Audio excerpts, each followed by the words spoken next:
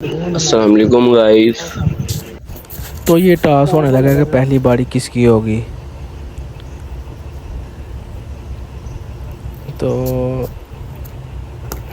ये जी ये टास्क इसने मानी ने जीत लिया है। तो पहली बारी मानी की है, दूसरी आशिर की और तीसरी मेरी है।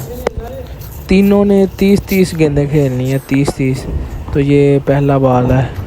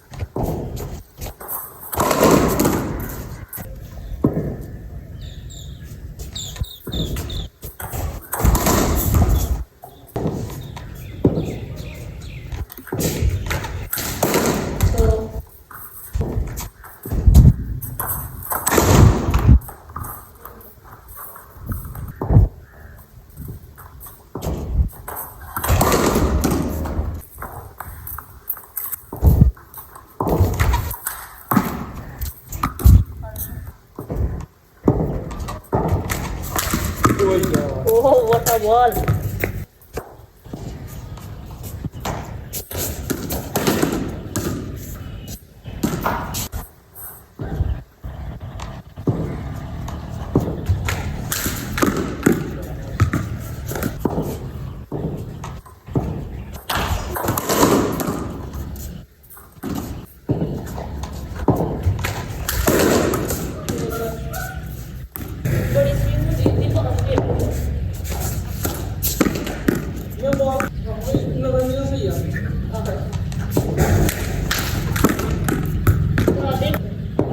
देसी बैटिंग वाले करते हैं।